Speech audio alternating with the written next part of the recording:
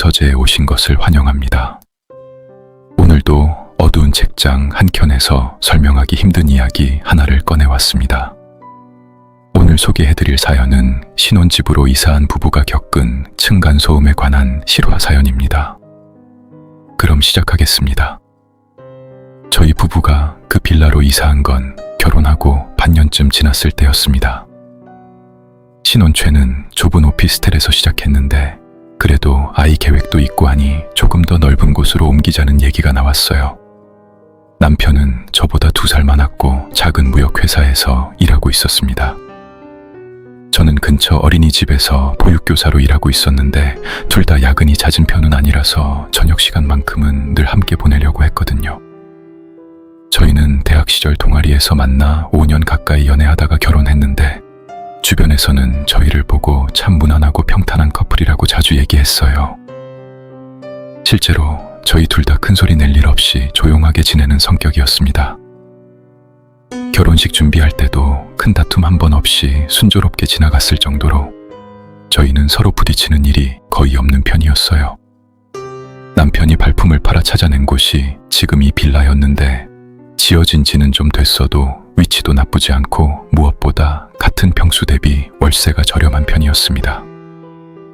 빌라는 4층짜리 건물이었고 저희는 3층에 들어갔어요.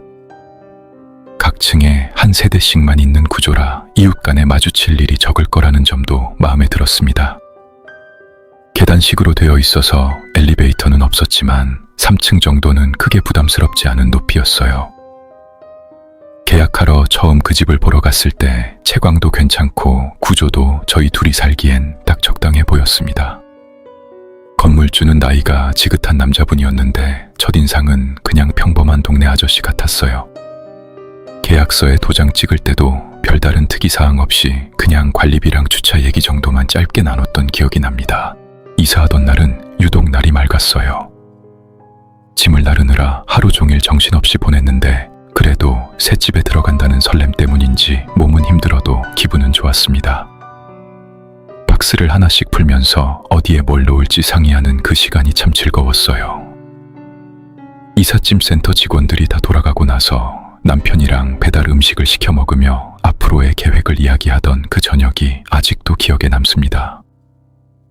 이 집에서 아이도 낳고 이 방은 나중에 아이방으로 꾸미자는 둥 그런 소소한 이야기들을 나눴어요. 그런데 그날 밤 처음으로 위층에서 소리가 들렸습니다. 쿵 하는 무거운 소리였는데 저는 그냥 이사 온 첫날이니 위층도 뭔가 정리하고 있나 보다 싶었어요. 남편도 피곤했는지 별말 없이 그냥 잠들었습니다. 그날은 이사하느라 몸이 녹초가 된 상태라 저도 금방 잠이 들었던 걸로 기억해요.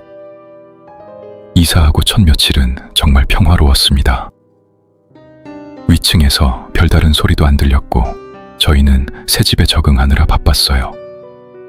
커튼을 새로 달고 가구 배치를 몇 번이나 바꿔보고 주말에는 근처를 산책하며 동네 지리도 익혔습니다.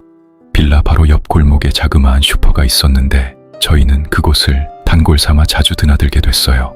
슈퍼 주인 아저씨는 인심 좋은 분이었고 갈 때마다 이런저런 얘기를 나누는 것도 소소한 즐거움이었습니다. 저녁 장거리를 사러 갈 때마다 덤으로 뭘 하나씩 더 챙겨주시곤 해서 저희는 금방 그 슈퍼의 단골이 됐어요. 동네 사람들도 대체로 조용한 편이었습니다. 골목길에서 마주치는 이웃들도 다들 무난하게 인사를 나누는 분위기였고 저희는 이 동네로 이사 오길 잘했다는 생각을 자주 했어요. 남편도 회사에서 돌아오면 곧장 집으로 와서 저녁을 같이 먹었고 저희 둘 다 그 시기를 신혼의 가장 안정적인 시절로 기억하고 있습니다. 그때만 해도 저희는 이 집에서 오랫동안 행복하게 지낼 수 있을 거라고 믿어 의심치 않았어요. 같은 건물에 사는 다른 이웃들도 몇 번 마주친 적이 있었습니다. 1층에는 나이 지긋한 노부부가 살았는데 마주칠 때마다 먼저 반갑게 인사를 건네주셨어요. 2층에는 저희 또래로 보이는 남자가 혼자 사는 것 같았는데 출퇴근 시간이 겹칠 때 계단에서 몇 번 스쳐 지나가며 가볍게 목례를 나눴습니다. 그렇게 1층도 2층도 심지어 처음 보는 택배 기사님조차 건물 안에서 마주치는 게 전혀 이상하지 않았는데 유독 4층 사람만은 예외였어요. 그때는 그냥 서로 시간대가 안 맞아서 그런가 보다 싶었습니다. 빌라 앞 골목길은 밤이 되면 가로등 몇 개만 드문드문 켜져서 꽤 어두운 편이었습니다. 저희는 퇴근하고 돌아올 때마다 그 골목을 지나야 했는데 처음엔 조금 으슥하다고 느꼈다가도 금세 익숙해졌어요. 빌라 건물 자체는 낡긴 했지만 관리가 나쁘지 않아서 복도나 계단도 그럭저럭 깨끗한 편이었습니다. 주말이면 저희는 종종 근처 공원으로 산책을 나갔는데 돌아오는 길에 슈퍼에 들러 아이스크림을 하나씩 사 먹는 게 저희만의 소소한 낙이었어요. 그 무렵 저희는 신혼집 인테리어에도 한창 관심이 많았습니다. 인터넷으로 조명이나 소품을 하나둘 모으면서 주말마다 조금씩 집을 꾸며 나갔어요. 그렇게 일주일쯤 지났을 때였습니다. 밤 11시가 넘은 시각, 저는 침대에 누워 잠을 청하고 있었는데 갑자기 위층에서 쿵쿵거리는 소리가 들려왔어요. 처음엔 그냥 발걸음 소리려니 했는데 소리가 꽤 오래 이어졌습니다. 마치 누군가 방 안을 서성거리듯 일정한 간격으로 쿵쿵거리는 소리가 계속됐어요. 시계를 보니 벌써 30분 넘게 그 소리가 이어지고 있었는데 도무지 그칠 기미가 보이지 않았습니다. 남편도 그 소리에 잠에서 깼는지 옆에서 뒤척이며 낮게 중얼거렸습니다. 위층에 사람 뭐 하는 거지? 늦은 시간인데 좀 시끄럽다. 저도 동감했지만 이사 온 지 얼마 안 됐으니 굳이 첫 마찰을 만들고 싶지는 않았어요. 그날은 그냥 이불을 머리끝까지 덮고 억지로 잠을 청했습니다. 다음날 아침에 일어났을 때는 그 소리에 대한 기억이 희미해질 정도로 평범한 하루가 다시 시작됐어요. 출근 준비를 하면서 남편과 그 얘기를 잠깐 나누긴 했지만 그냥 어쩌다 한번 그런가 보다 했습니다.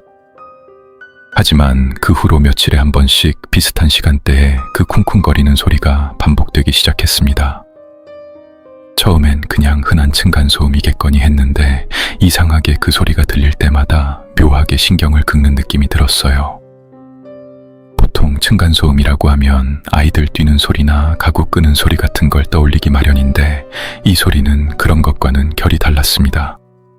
일정한 리듬으로 마치 누군가 한 자리에서 몸을 앞뒤로 흔들며 발을 구르는 것 같은 설명하기 애매한 소리였어요. 처음 며칠은 그저 대수롭지 않게 여겼는데 반복될수록 저도 모르게 신경이 그쪽으로 쏠리는 걸 느꼈습니다.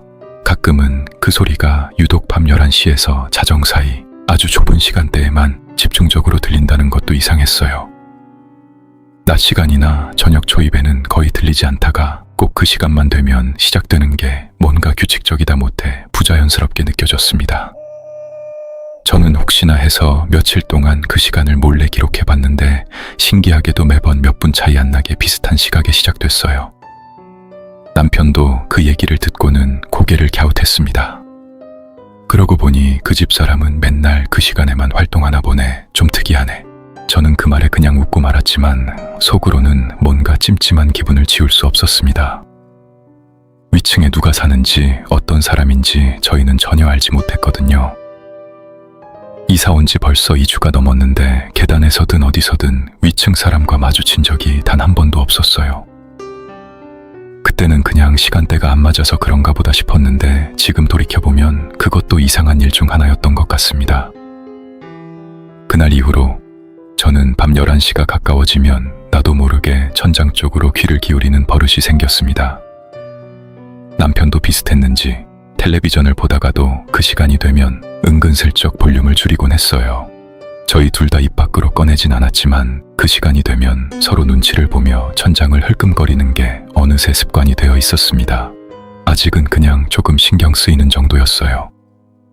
하지만 그 버릇이 앞으로 얼마나 깊은 불안으로 자라날지 그때 저는 전혀 짐작하지 못했습니다.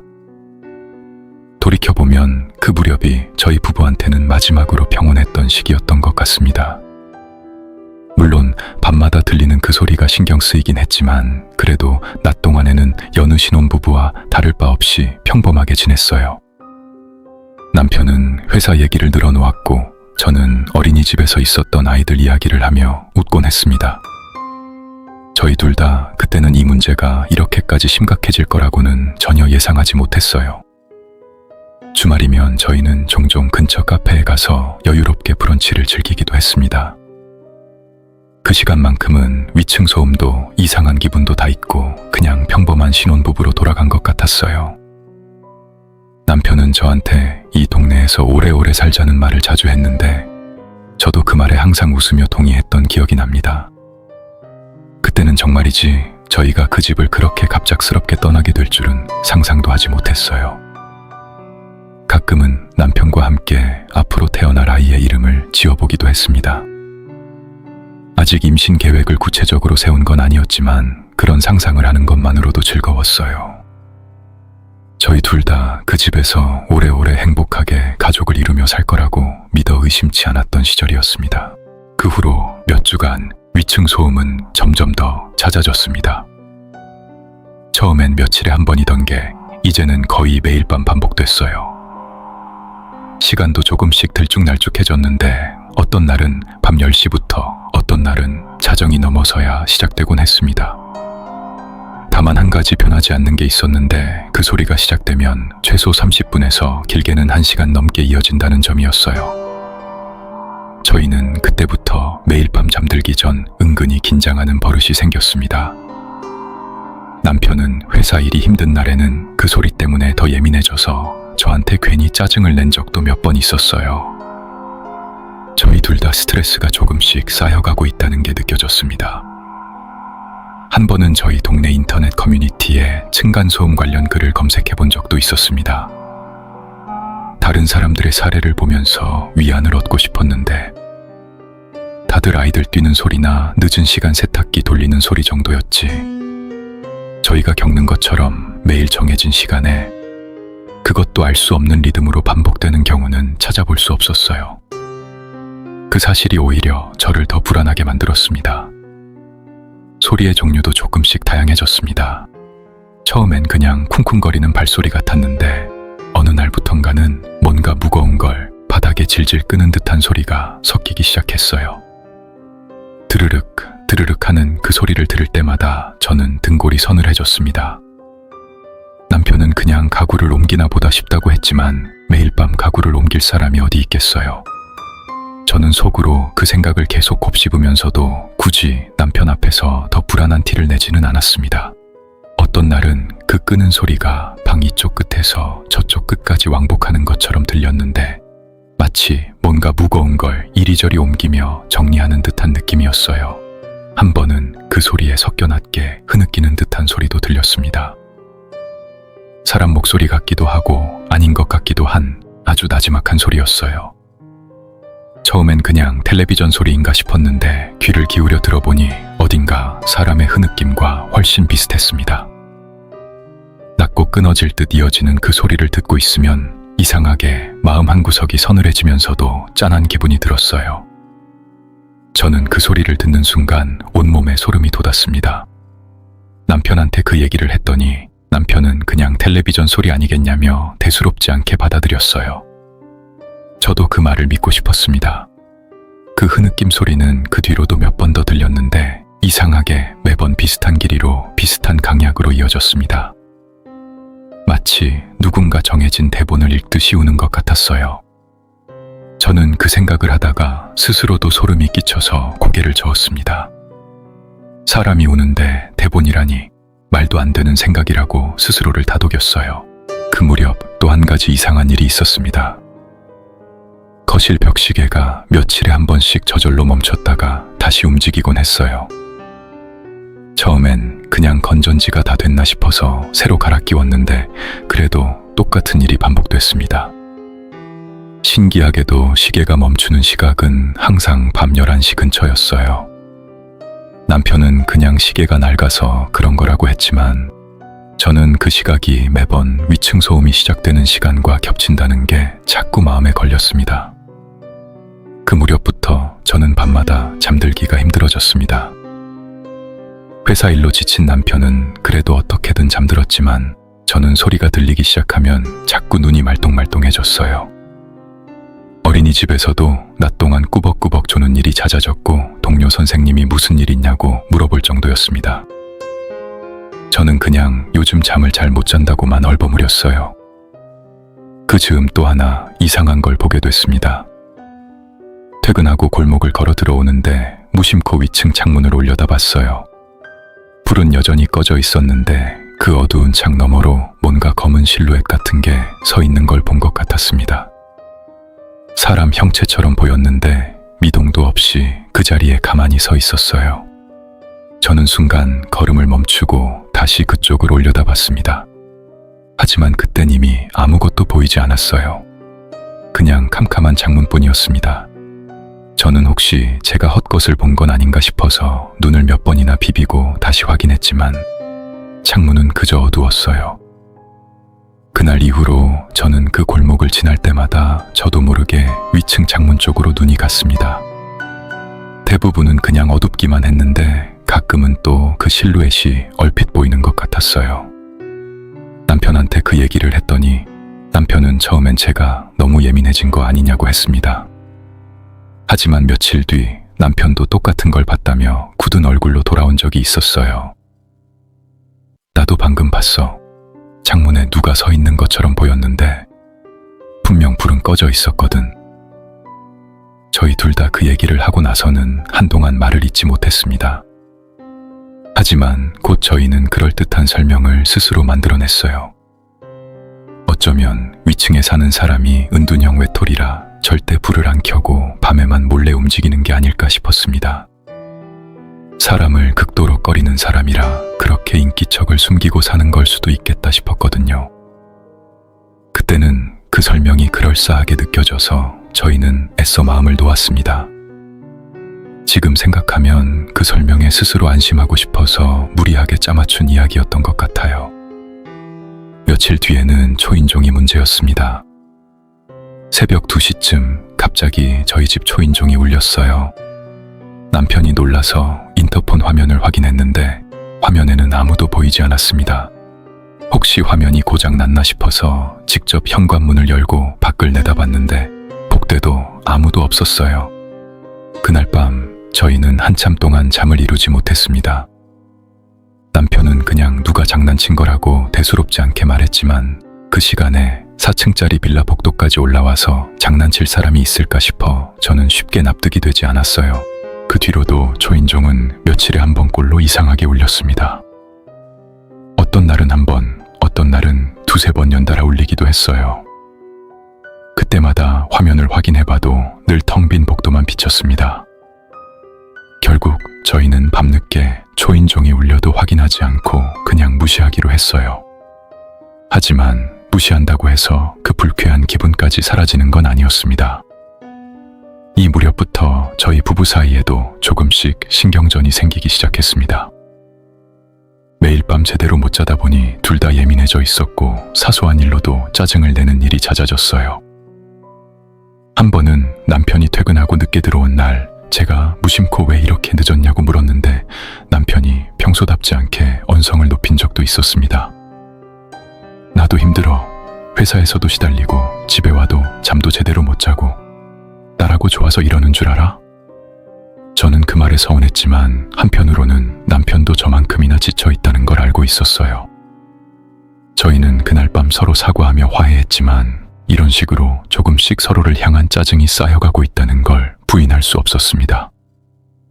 남편은 다음날 미안하다며 제가 좋아하는 빵을 사왔고 저도 그 마음이 고마워서 애써 웃어 보였어요. 하지만 그날 이후로도 저희 둘 다 마음 한구석에 피로가 계속 쌓여가고 있다는 걸 느꼈습니다. 친구들한테도 이 얘기를 슬쩍 꺼내본 적이 있었습니다. 대학 동창 하나는 그냥 층간소음 전문 업체에 연락해서 소음 측정을 해보라고 조언해줬어요. 저는 그 말을 듣고 실제로 업체 몇 군데에 전화를 걸어봤는데 다들 예약이 밀려있다며 최소 2주는 기다려야 한다고 했습니다. 그 2주를 어떻게 버텨야 하나 싶어서 한숨이 나왔어요. 다른 친구는 경찰이나 구청에 민원을 넣어보라고 했습니다. 저는 그 말대로 구청 층간소음 관리센터에 전화를 걸어봤는데 상담원은 먼저 당사자 간 대화로 해결해보시고 그래도 안 되면 상담을 신청하시라는 원론적인 답변만 해줬어요. 저는 이미 너무 오래 참고 있다고 설명했지만 상담원도 딱히 더 해줄 수 있는 게 없어 보였습니다. 그렇게 저는 공적인 도움을 받는 것도 쉽지 않다는 걸 깨달았어요. 결국 저희가 기댈 수 있는 건 저희 둘뿐이라는 생각이 들었습니다. 누구도 저희 상황을 제대로 이해하거나 도와줄 수 없다는 게 새삼 외롭게 느껴졌어요. 그래서였는지 저희 부부는 오히려 그 시기에 서로에게 더 의지하게 됐습니다. 힘든 상황일수록 서로밖에 없다는 걸 절실히 깨달았던 것 같아요. 그 무렵 저는 회사 일도 손에 잘 안 잡히기 시작했습니다. 밤에 제대로 못 자니 낮에 집중력이 떨어지는 건 당연한 일이었어요. 어린이집 원장 선생님도 제 안색을 보고 무슨 일 있냐고 몇 번이나 물으셨는데 저는 그냥 요즘 잠을 설친다고만 얼버무렸습니다. 이 얘기를 어떻게 남한테 설명할 수 있을지 저 스스로도 감이 잡히지 않았거든요. 그러다 며칠 뒤 가장 소름 끼치는 일을 겪었습니다. 창문을 살짝 열어두고 자던 밤이었는데 바깥 바람을 타고 아주 미세한 소리가 흘러 들어왔어요. 처음엔 그냥 바람 소리인가 싶었는데 가만히 귀를 기울여 보니 사람 목소리였습니다. 그것도 계속 똑같은 말을 되풀이하고 있었어요. 조심할게요.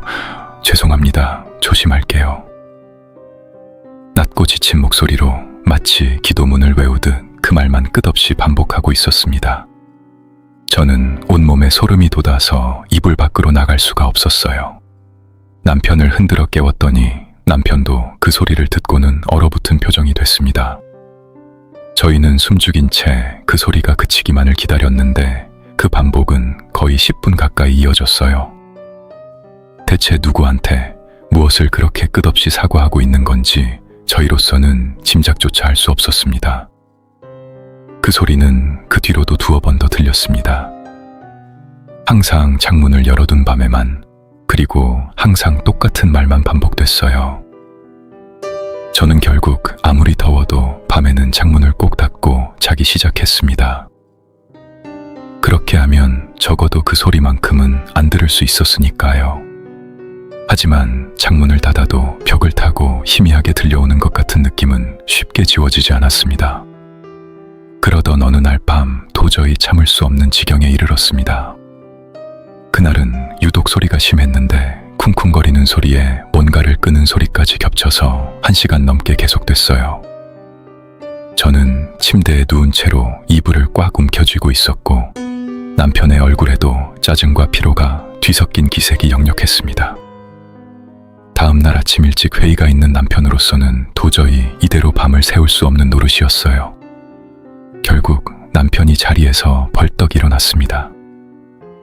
안 되겠다, 올라가서 얘기 좀 해야겠어. 저는 순간 말릴까 말까 고민했습니다. 그동안 겪은 이상한 일들이 자꾸 마음에 걸렸거든요. 하지만 남편의 표정이 워낙 단호해서 저도 결국 따라 나서기로 했어요. 남편은 그렇게 말하고 위층으로 올라갔습니다. 저도 뒤따라 함께 올라갔어요. 계단을 오르는 동안에도 위층에서 나는 소리는 그치지 않았고 오히려 발밑으로도 그 진동이 느껴지는 것 같았습니다. 남편은 위층 현관 앞에서 초인종을 눌렀는데 한참을 기다려도 안에서 아무 반응이 없었어요. 이상하게도 초인종을 누르자마자 그렇게 시끄럽던 소리가 뚝 끊겼는데 그 갑작스러운 정적이 오히려 더 소름 끼쳤습니다.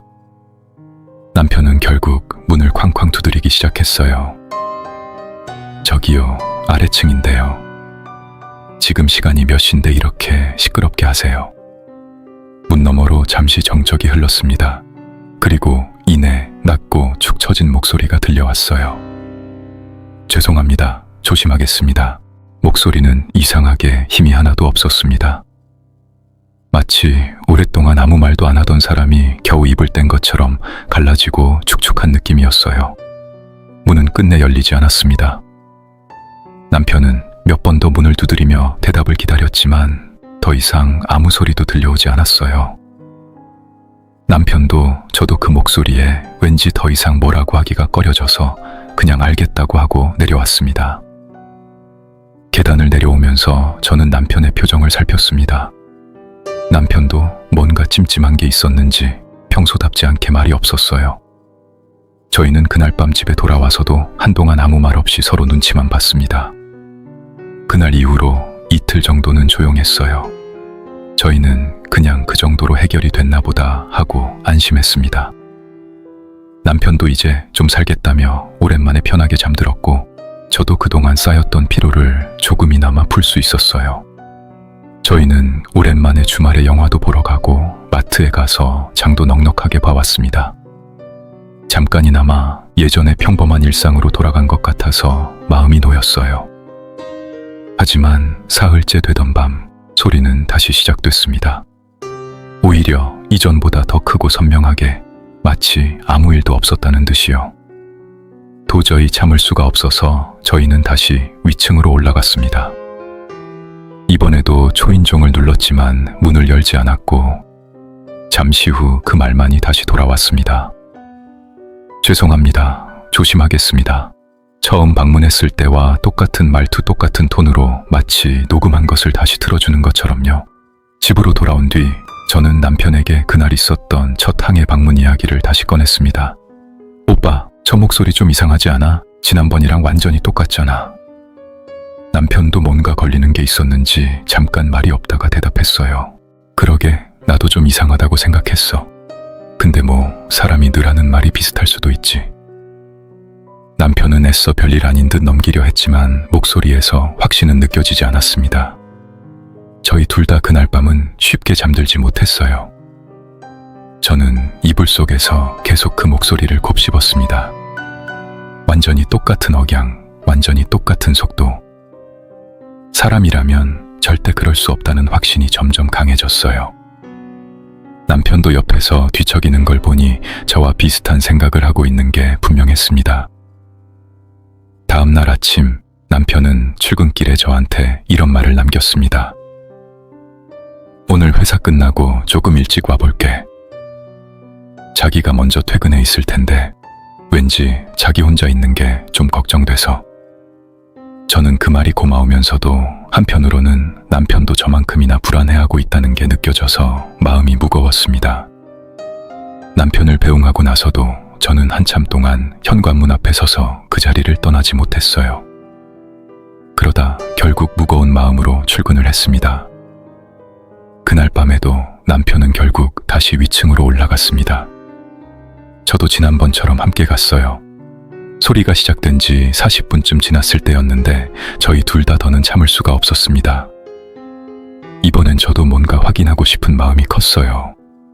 정말 사람이 사는 집이라면 이번엔 무슨 수를 써서라도 얼굴이라도 봐야겠다는 생각이었습니다. 계단을 오르면서 저는 손전등까지 챙겨왔는데 혹시라도 문틈으로 안쪽을 확인할 수 있지 않을까 하는 생각에서였어요. 남편은 문을 두드리며 이전보다 더 단호한 목소리로 말했습니다. 진짜 이러시면 안 되죠. 벌써 몇 번째예요. 역시나 문은 열리지 않았습니다. 잠시 후 똑같이 낮고 처진 목소리가 들려왔습니다. 죄송합니다. 조심하겠습니다. 토시 하나 다르지 않은 완전히 똑같은 대답이었습니다. 억양도 속도도 심지어 그 사이의 침묵마저 지난번과 판박이처럼 똑같았어요. 저는 그 순간 등골이 서늘해지는 걸 느꼈습니다. 사람이라면 매번 조금씩이라도 다르게 반응하기 마련인데 이건 마치 녹음된 대답을 재생하는 것 같았거든요. 남편도 뭔가 이상하다고 느꼈는지 문 앞에서 한동안 움직이지 못하고 서 있었어요. 저는 문에 귀를 바짝 대고 안쪽 기척을 살펴보려 했는데 발소리도 옷깃 스치는 소리도 아무것도 들리지 않았습니다. 마치 그 목소리만 허공에서 울려 나온 것처럼요. 그로부터 며칠 뒤 소리는 또다시 시작됐습니다. 이번엔 저 혼자 그 집에 있을 때였어요. 남편은 회사 회식 때문에 늦는다고 했고 저는 혼자 집에서 그 소리를 고스란히 들어야 했습니다. 무섭기도 했지만 이대로는 안 되겠다 싶어서 저는 혼자 위층으로 올라갔어요. 계단을 오르는 내내 심장이 쿵쾅거렸습니다. 위층 현관 앞에 선의 소리는 문 바로 너머에서 나는 것처럼 크게 들렸어요. 저는 용기를 내서 초인종을 눌렀습니다. 이번에도 소리는 뚝 끊겼고 안에서는 아무 인기척도 없었어요. 저는 떨리는 손으로 문을 두드렸습니다. 손잡이를 슬쩍 돌려봤는데 다행인지 불행인지 속에 잠겨 있었어요. 저기요, 계속 이러시면 저희도 곤란해요. 목소리가 심하게 떨렸습니다. 잠시 후 문 너머에서 그 낮은 목소리가 다시 들려왔어요. 죄송합니다. 조심하겠습니다. 이번에도 완전히 똑같은 억양, 똑같은 속도였습니다. 저는 그 순간 이상한 확신이 들었어요. 이 집엔 뭔가 잘못된 게 있다는 확신이었습니다. 저는 도망치듯 계단을 내려왔어요. 집에 돌아와서도 심장이 한참 동안 진정되지 않았습니다. 다음 날 저는 결국 집주인에게 전화를 걸었습니다. 더 이상 참을 수가 없었거든요. 사실 진작에 전화하고 싶었는데 괜히 유난 떠는 사람처럼 보일까봐 망설였던 것도 있었습니다. 하지만 더는 참을 수 없는 지경까지 온 거였어요. 저는 전화를 걸기 전에 하고 싶은 말을 몇 번이나 머릿속으로 정리했습니다. 그만큼 이번엔 확실하게 따져 물어야겠다는 각오였어요. 집주인은 제 얘기를 다 듣고도 한참 뜸을 들이다가 대답했습니다. 그 집이요? 그 집 지금 비어 있어요. 세입자를 안 받은 지 좀 됐거든요. 수리할 것도 있고 해서. 저는 순간 제 귀를 의심했습니다. 네, 비어 있다고요? 근데 저희가 몇 번이나 찾아갔는데 안에서 사람 목소리가 들렸는데요. 집주인은 잠깐 말을 멈췄다가 뭔가 얼버무리듯 대답했어요. 글쎄요, 제가 알기론 분명 비어 있는데 확인 한번 해볼게요. 전화기 너머로 들리는 목소리가 이상하게 흔들렸습니다. 눈을 마주치고 얘기한 건 아니었지만 그 말투에서 뭔가를 숨기고 있다는 느낌이 강하게 들었어요. 저는 계속 캐물었습니다. 그럼 저희가 들은 그 목소리는 대체 뭐였다는 거예요? 정확히 설명해 주세요. 집주인은 그 질문에는 제대로 답하지 못하고 계속 말끝을 흐렸어요. 몇 마디를 더 나눴는데도 집주인은 계속 애매하게 말을 돌리기만 했고 결국 나중에 다시 연락하겠다며 서둘러 전화를 끊었습니다. 저는 그 통화를 끊고 나서 한참 동안 멍하니 서 있었어요. 그리고 그 순간 등골을 타고 소름이 쫙 끼치는 생각 하나가 스쳤습니다. 저는 지난 몇 주를 되짚어봤어요. 생각해보니 위층 사람과 단 한 번도 마주친 적이 없었습니다. 엘리베이터도 없는 건물이라 계단에서라도 마주칠 법한데 단 한 번도 그런 적이 없었어요. 그리고 저희가 몇 번이나 봤던 그 창문 속 검은 실루엣이 다시 떠올랐습니다. 저희는 그동안 그걸 은둔형 외톨이의 그림자라고 스스로 믿고 있었어요. 하지만 그 집이 정말 비어있는 거라면 그 실루엣은 대체 무엇이었단 말인가요? 불 한 번 켜진 적 없는 캄캄한 창문 안에서 저희 부부는 대체 무엇을 보고 있었던 걸까요? 저는 그 길로 곧장 단골 슈퍼로 향했어요. 뭔가에 홀린 듯한 기분이었습니다. 걸어가는 내내 다리가 후들거렸고 머릿속에서는 온갖 불길한 생각들이 스쳐 지나갔어요. 슈퍼 주인 아저씨는 매대에 들어온 물건을 정리하고 있었는데 제 표정을 보더니 대뜸 무슨 일 있냐고 물었습니다. 저는 참았던 얘기를 복물 터지듯 쏟아냈어요. 위층에서 매일 밤 층간소음이 나서 못 살겠다는 것, 몇 번이나 찾아가도 문은 안 열어주고 똑같은 대답만 돌아온다는 것, 그런데 집주인은 그 집이 비어있다고 한다는 것까지 전부 다요. 말을 하면서도 제 목소리가 계속 떨리는 게 스스로도 느껴졌습니다. 아저씨는 제 얘기를 다 듣더니 표정이 순식간에 굳어졌습니다. 하던 일을 멈추고 저를 가게 안쪽 의자에 앉히더니 따뜻한 물 한 잔을 건네주셨어요. 한참을 망설이다가 낮은 목소리로 이렇게 말했습니다. 아이고, 젊은 부부가 이사 들어오는 거라 얘기 안 하려고 했는데 사실 그 집에서 예전에 이런 일이 있었어요. 저는 온몸이 얼어붙는 것 같았습니다. 아저씨는 목소리를 낮추며 이야기를 이어갔어요. 그 집, 그러니까 새댁이 지금 사는 그 3층 집 말이에요. 거기 살던 남자가 위층 사람이랑 층간소음 때문에 한참 다퉜었어요.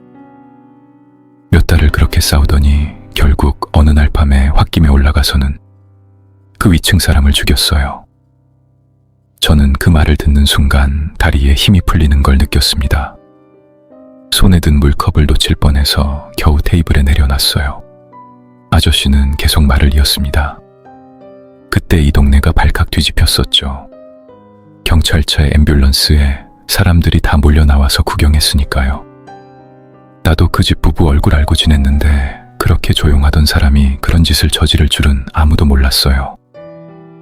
그 남자는 바로 경찰에 잡혀서 교도소로 갔고 그 뒤로 위층 집은 계속 비어 있어요. 그런 일이 있었던 집이라고 소문이 나서 아무도 새를 안 들어오려고 하니까요. 건물주도 그 얘기를 하기가 좀 그러니까 그냥 수리한다고 둘러댄 거겠죠. 저는 계속 캐물었습니다. 그럼 지금 저희가 겪고 있는 이 일은 대체 뭐라고 생각하세요? 아저씨는 이 동네에서 오래 장사하셨잖아요. 아저씨는 잠시 머뭇거리다가 낮은 목소리로 대답했습니다. 솔직히 말하면 그 집 얘기가 동네에 그렇게 파다했는데도 여태 아무 문제 없이 살아온 세입자들도 있었어요. 근데 최근 들어서 손님네처럼 이상한 일 겪고 급하게 나가는 사람들이 좀 있었던 것 같기도 하고, 정확히는 모르겠지만 저는 그 말을 듣고 소름이 돋았습니다. 저희가 처음이 아니었다는 사실이 오히려 더 무섭게 다가왔어요. 대체 얼마나 많은 사람들이 이 사실을 모른 채 저희 집에 들어왔다가 저희처럼 겁에 질려 도망치듯 떠났을지 생각하니 마음이 무거워졌습니다. 저는 떨리는 목소리로 다시 물었습니다.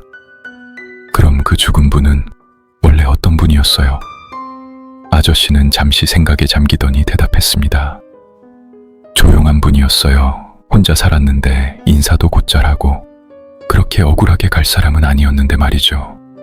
그 사람이 뭘 그렇게 잘못했다고 그런 일을 당했나 싶어서 나도 그때 참 마음이 안 좋았어요. 저는 그 자리에 선 채로 아무 말도 할 수 없었어요. 지금 저희가 살고 있는 그 집이 사람을 죽인 사람이 살던 집이었다는 것도 충격이었지만 그보다 더 무서운 건 따로 있었습니다. 위층은 분명 비어 있다는데 저희는 매일 밤 그곳에서 나는 소리를 들었고 심지어 대답까지 들었던 것이었으니까요. 저는 슈퍼를 나서면서 다리가 후들거려서 벽을 짚고서야 겨우 걸을 수 있었습니다. 머릿속이 온통 뒤죽박죽이 되어서 지금 당장 뭘 어떻게 해야 할지 아무 생각도 나지 않았어요. 집으로 돌아가는 길, 저는 몇 번이나 걸음을 멈추고 숨을 골라야 했습니다. 오늘 밤 남편이 퇴근하고 돌아오면 이 모든 얘기를 어떻게 전해야 할지 막막했어요. 그리고 오늘도 어김없이 그 시간이 되면 위층에서 그 소리가 다시 시작될 거라는 사실이 그 어느 때보다 두렵게 느껴졌습니다. 집에 도착해서도 저는 한참 동안 현관 앞에 서서 들어갈 엄두를 내지 못했습니다. 이제 그 집이 단순한 신혼집이 아니라 살인이 벌어졌던 현장이라는 걸 알고 나니 문고리를 잡는 손끝마저 떨렸어요. 그래도 언제까지고 밖에 서 있을 수만은 없어서 저는 결국 숨을 깊게 들이쉬고 문을 열었습니다. 집 안으로 들어서자마자 저는 습관처럼 거실과 방을 하나씩 둘러봤습니다. 그동안 아무렇지 않게 지나다녔던 그 공간들이 이제는 전혀 다른 의미로 다가왔어요. 특히 안방 침대, 남편과 제가 매일 밤 누워있던 그 자리가 유독 눈에 밟혔습니다. 살인이 벌어진 곳은 위층이라지만 그 모든 걸 계획하고 마음먹었을 사람이 매일 밤 누워있었을 자리라고 생각하니 소름이 끼쳤어요.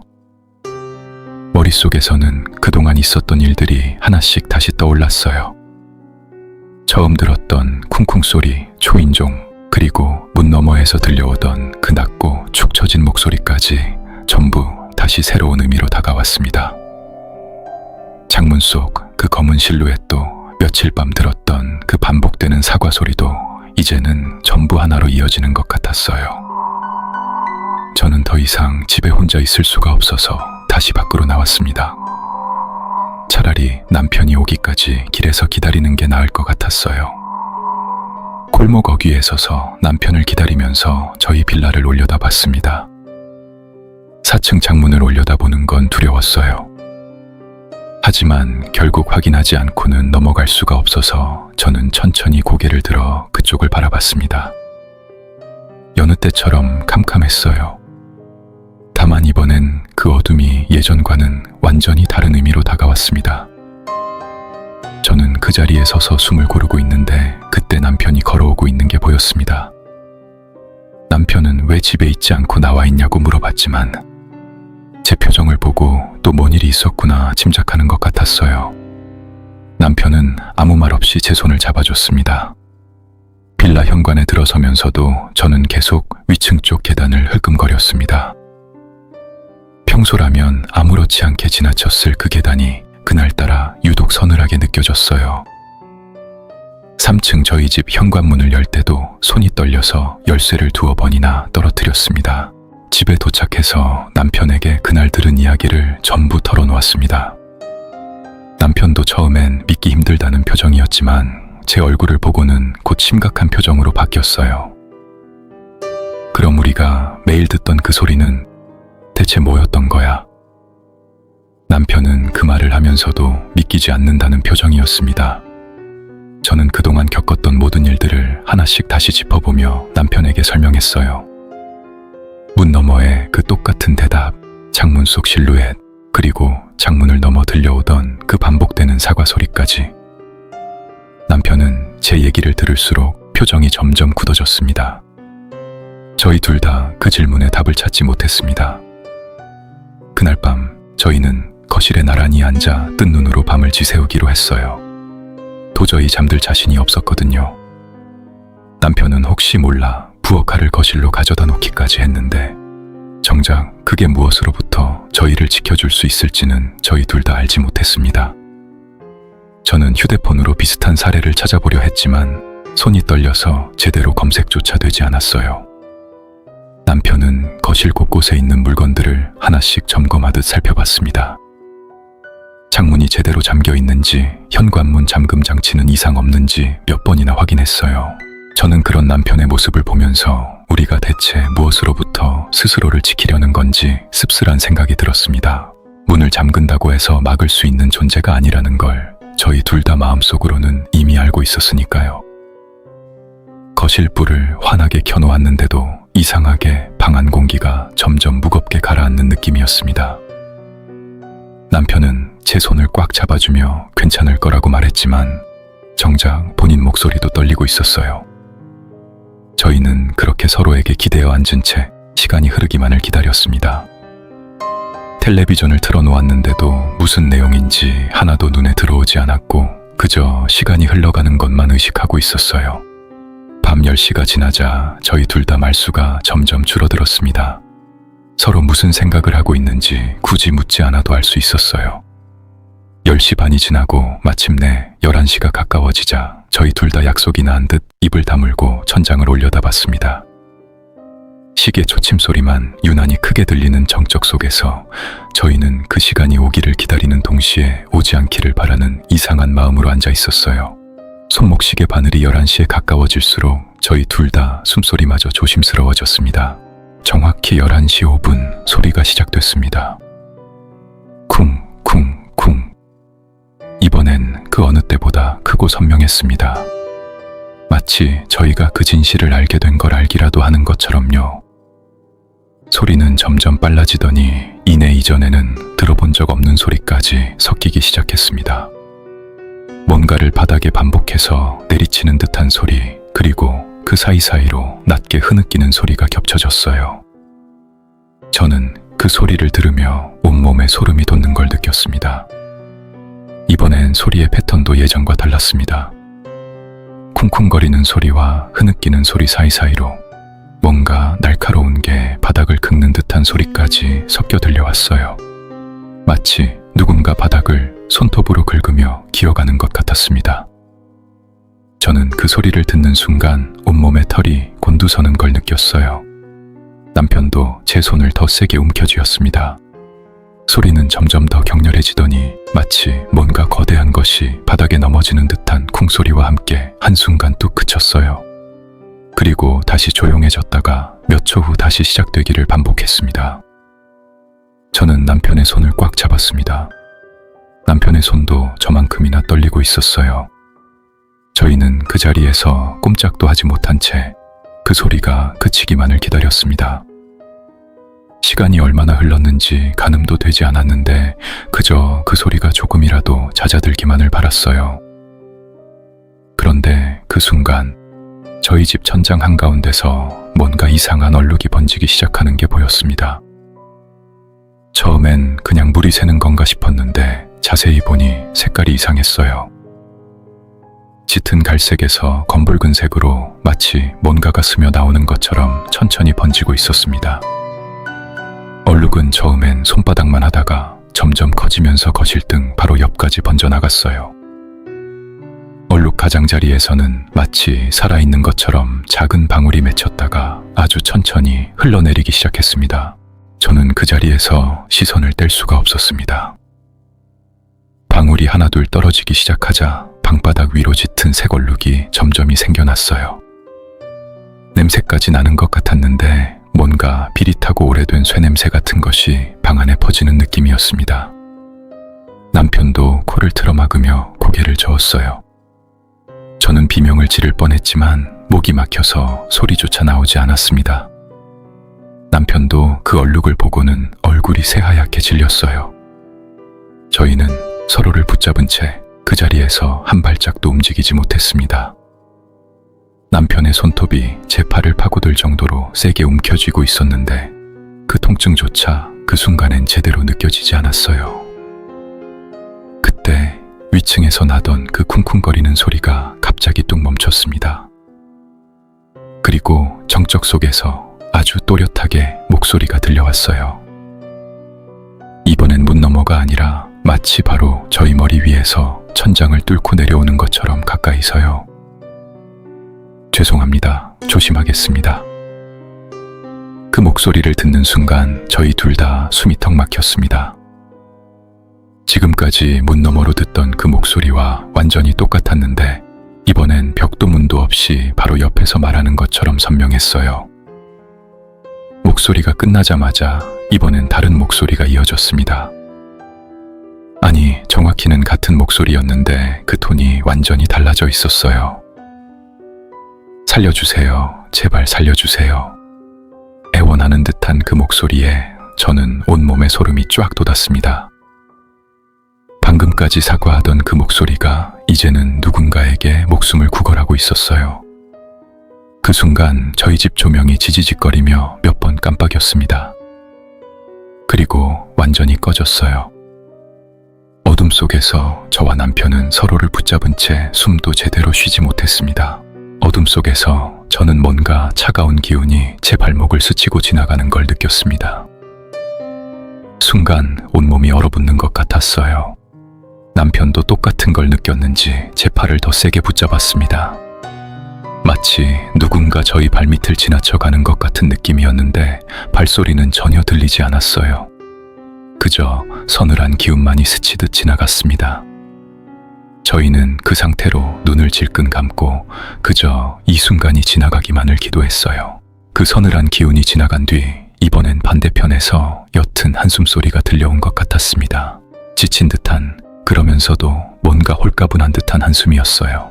저는 그 소리를 듣는 순간 이상하게도 무섭다는 감정보다 서글픈 감정이 더 크게 밀려왔습니다. 마치 오랜 세월 짊어지고 있던 뭔가를 이제 막 내려놓은 사람의 한숨 같았거든요. 그 한숨을 끝으로 방 안에는 완전한 정적만이 남았습니다. 아까까지 느껴지던 그 무거운 기운도 서늘한 냉기도 거짓말처럼 사라졌어요. 얼마나 시간이 흘렀을까요? 몇 초가 흘렀을까요? 조명이 다시 들어왔을 때 천장의 그 얼룩은 씻은 듯이 사라져 있었습니다. 마치 처음부터 아무것도 없었다는 듯이요. 바닥에 떨어졌던 그 짙은 방울 자국들도 어디에도 남아있지 않았습니다. 위층에서 나던 소리도 완전히 그쳐 있었어요. 방 안은 다시 평범한 저희 집 거실로 돌아와 있었습니다. 저희는 한참 동안 서로를 붙잡은 채 아무 말도 하지 못했습니다. 남편이 먼저 입을 열었어요. 방금 그거 봤지? 나만 본 거 아니지? 저는 고개를 끄덕이는 것 말고는 아무 대답도 할 수 없었습니다. 남편의 얼굴도 저만큼이나 하얗게 질려 있었어요. 저희 둘 다 손발이 덜덜 떨리는 걸 주체할 수가 없었습니다. 저희는 그날 밤 한숨도 자지 못했습니다. 날이 밝을 때까지 거실에 앉아 서로를 붙잡고 있었어요. 창밖이 밝아오는 걸 보면서 저는 남편에게 이 집에서 더 이상 살 수 없다고 말했습니다. 남편도 아무 말 없이 고개를 끄덕였어요. 저희 둘 다 그 순간만큼은 보증금이나 위약금 같은 현실적인 문제는 조금도 중요하지 않았습니다. 그저 하루라도 빨리 이 집을, 이 건물을 벗어나야 한다는 생각뿐이었어요. 창밖으로 아침 해가 완전히 떠오르고 나서야 저희는 겨우 몸을 일으킬 수 있었습니다. 밤새 한숨도 못 잔 탓에 눈이 뻑뻑하고 온몸이 무거웠지만 정작 잠은 하나도 오지 않았어요. 저희 둘 다 그 방을, 그 거실을 더 이상 예전과 같은 시선으로 볼 수 없다는 걸 알고 있었습니다. 남편은 커피를 타면서도 손이 떨려서 몇 번이나 잔을 놓칠 뻔했어요. 저는 창밖을 내다보며 이 평범해 보이는 거리 뒤에 이렇게 끔찍한 사연이 숨어 있었다는 게 여전히 믿기지 않았습니다. 남편은 커피를 한 모금 마시고 나서 저한테 물었습니다. 슈퍼 아저씨한테 들은 얘기 다시 한번 처음부터 말해줄 수 있어? 나도 정확히 알아야 할 것 같아서. 저는 떨리는 목소리로 다시 한번 처음부터 설명했습니다. 위층에 살던 분이 층간소음 때문에 저희 집에 살던 사람한테 살해당했다는 것, 그 사람이 바로 잡혀서 교도소에 갔다는 것, 그 뒤로 위층은 계속 비어 있었다는 것까지 전부요. 남편은 제 얘기를 들으며 계속 고개를 저었습니다. 우리가 그동안 살던 이 집이 그런 일이 벌어진 현장이었다니 소름 끼치네 진짜. 남편은 한동안 말을 잇지 못하다가 다시 입을 열었습니다. 그럼 어젯밤 우리가 들은 그 목소리 그 사람 목소리였던 거야? 근데 왜 하필 우리한테 그러는 거지? 우리가 그 사람을 죽인 것도 아닌데. 저도 그 질문에 답을 찾을 수 없었습니다. 다만 한 가지 짚이는 게 있었어요. 어쩌면 그 존재는 저희를 원망하는 게 아니라 그냥 자신이 겪었던 그 순간을 끝없이 반복하고 있는 것뿐일지도 모른다는 생각이었습니다. 저희는 그저 우연히 그 반복 속에 휘말린 것일 수도 있었어요. 남편은 그 얘기를 듣고 잠시 침묵하다가 이렇게 말했습니다. 근데 왜 하필 우리한테는 그렇게 사과를 반복하는 걸까? 우리는 그 사람이랑 아무 상관도 없는데. 저도 그 부분이 계속 마음에 걸렸습니다. 어쩌면 그 존재는 저희를 가해자로 착각하고 있는 건 아닐까? 아니면 그저 그 집에 사는 사람이라면 누구에게든 그렇게 반응하는 것뿐인 건 아닐까 하는 생각들이 머릿속을 스쳐 지나갔어요. 저희는 한참 동안 그 자리에 앉아 이런저런 가능성들을 이야기했습니다. 확실한 답은 나오지 않았지만 적어도 서로의 생각을 나누는 것만으로도 조금은 위안이 됐어요. 혼자 그 무게를 짊어지고 있지 않다는 사실이 그나마 저희를 버티게 해준 힘이었던 것 같습니다. 날이 밝자마자 저희는 최소한의 짐만 챙겨 집을 나섰습니다. 옷 몇 벌과 당장 필요한 물건들만 가방 2개에 쑤셔 넣고 나머지는 다음에 정리하기로 했어요. 남편은 회사에 급하게 며칠 휴가를 냈고 저도 어린이집에 사정이 생겼다고 양해를 구했습니다. 저희는 일단 제 친정으로 향했어요. 부모님께는 자세한 얘기는 하지 못하고 그냥 집에 문제가 좀 생겨서 당분간 신세를 지겠다고만 말씀드렸습니다. 친정에 도착해서도 저희 둘 다 한동안 넋이 나가 있었습니다. 어머니가 무슨 일이냐고 몇 번이나 물으셨는데 저는 그냥 층간소음 때문에 너무 힘들어서 잠깐 나왔다고만 얼버무렸어요. 사실대로 말하면 오히려 걱정만 끼칠 것 같았거든요. 그로부터 며칠 동안 저희는 부동산을 돌아다니며 새로 살 집을 알아봤습니다. 이번엔 관리사무소가 있고 경비원이 상주하는 규모가 있는 아파트 단지만 보기로 했어요.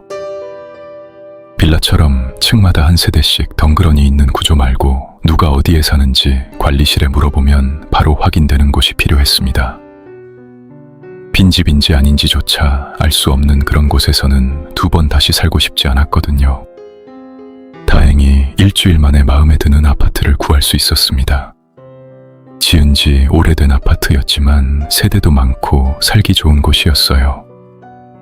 아파트로 들어가는 것이 금전적으로 많이 부담되긴 했지만 시댁에서 도와주셨습니다. 원래 살던 빌라의 짐은 남편이 며칠 뒤 혼자 가서 정리했습니다. 저는 도저히 그 집에 다시 들어갈 엄두가 나지 않았거든요. 남편도 짧게 짐만 챙겨서 나왔다고 했는데 그날 이후로 그 얘기는 저희 둘 다 되도록 꺼내지 않으려 했습니다. 건물주에게는 사정이 있어서 급하게 방을 뺀다고만 짧게 통보했어요. 위약금 문제로 몇 마디 실랑이가 있었지만 저희는 그마저도 신경 쓸 겨를이 없었습니다. 건물주는 위약금 얘기를 하면서도 이상하게 더 이상 캐묻지는 않았어요. 어쩌면 그동안 비슷한 이유로 급하게 나간 세입자가 저희가 처음이 아니었을지도 모른다는 생각이 문득 들었습니다. 하지만 그걸 확인할 여유도 마음의 여력도 저희에게는 남아있지 않았어요. 2주쯤 지나 새 아파트로 이사를 마쳤습니다. 이사 온 전날 밤 위층에서 아이들 뛰어노는 소리가 들렸는데 저는 그 소리를 듣고 오히려 안도의 한숨을 내쉬었어요. 남편도 저와 같은 마음이었는지 그 소리를 들으며 씁쓸하게 웃었습니다. 적어도 그 소음은 진짜 사람이 내는 소리일 테니까요. 그 뒤로 몇 달 동안 저희는 그날의 일을 애써 입 밖에 내지 않았습니다. 하지만 가끔 밤늦게 잠이 안 올 때면 저희 둘 다 그 이야기를 조심스럽게 다시 꺼내곤 했어요. 마치 서로에게 그날의 일이 진짜였다는 걸 확인받고 싶어 하는 것처럼요. 남편은 한동안 밤에 화장실을 가는 것도 꺼려서 자다가 깨면 꼭 저를 깨워서 같이 가자고 할 정도였습니다. 저 역시 마찬가지였어요. 새로 이사 온 아파트에서도 한동안은 천장을 올려다보는 버릇이 쉽게 사라지지 않았습니다. 시간이 지나면서 그 습관도 조금씩 옅어지긴 했지만 완전히 사라지지는 않았습니다. 지금도 가끔 밤늦게 조용한 순간이 오면 저도 모르게 귀를 기울이게 돼요. 다행히 지금 사는 곳에서는 그런 이상한 소리를 들은 적이 없지만 그 습관만큼은 아마 평생 완전히 없어지지 않을 것 같습니다. 남편은 지금은 그때 일을 담담하게 받아들이고 있습니다. 가끔 저희 둘이서 그날의 일을 이야기할 때면 남편은 늘 이렇게 말하곤 해요. 그래도 우리가 무사히 나와서 다행이지. 어떤 사람들은 그런 것도 모르고 계속 그 집에서 살고 있을지도 모르잖아. 저도 그 말에 동의합니다. 저희는 운이 좋게도 진실을 알게 됐고 그 덕분에 무사히 빠져나올 수 있었어요. 하지만 여전히 그 빌라 어딘가에는 그 존재가 남아있을 거라는 생각을 하면 마음이 편치 않습니다. 가끔 저는 그때를 떠올리면 아직도 등골이 서늘해집니다. 슈퍼 아저씨 얘기를 듣고 나서는 그 목소리의 주인이 그 위층에서 억울하게 세상을 떠난 그분이라는 걸 의심하지 않게 됐어요. 다만 왜 그렇게 오랜 세월이 지나도록 그것도 이미 잡혀간 그 사람이 아니라 아무 상관없는 저희한테까지 그렇게 끝없이 사과를 반복해야 했는지는 끝내 알 수 없었습니다. 어쩌면 그분은 자신을 죽인 그 사람이 이미 떠났다는 사실조차 모른 채 그 집에 갇혀서 영원히 그날 밤을 되풀이하고 있는 건 아닐까 하는 생각도 들었어요. 남편은 가끔 이런 얘기를 하기도 했습니다. 그 사람도 참 안 됐지. 그렇게 사과할 사람이 얼마나 답답했으면 우리한테까지 그랬을까. 저도 그 말에 동의했습니다. 처음엔 그저 무섭기만 했는데 시간이 지나고 돌이켜보니 그 존재가 안쓰럽게 느껴지는 순간들도 있었어요.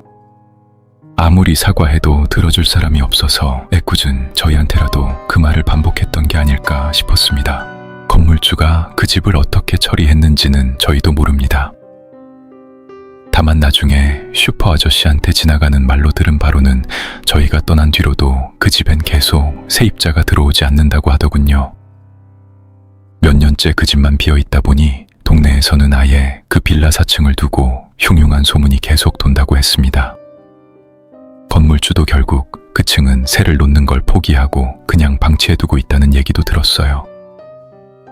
어쩌면 그 존재는 지금도 그 자리에서 매일 밤 같은 시간에 같은 소리를 내며 누군가 문을 두드려주기를 기다리고 있을지도 모릅니다. 여러분은 어떻게 생각하시나요? 그 목소리는 정말 살해당한 사람의 원혼이었을까요? 아니면 저희가 알지 못하는 또 다른 무언가였을까요? 혹시 비슷한 경험이 있으신 분 계시면 댓글로 들려주세요. 오늘 이야기가 재미있으셨다면 주변 분들에게도 공유해주세요. 그리고 설명하기 어려운 미스터리한 경험이 있으시다면 꼭 제보해주세요. 여러분의 이야기가 다음 검은 서재의 금서가 될 수 있습니다. 오늘도 검은 서재의 금서를 함께 펼쳐주셔서 감사합니다. 그럼 다음 이야기에서 다시 만나겠습니다.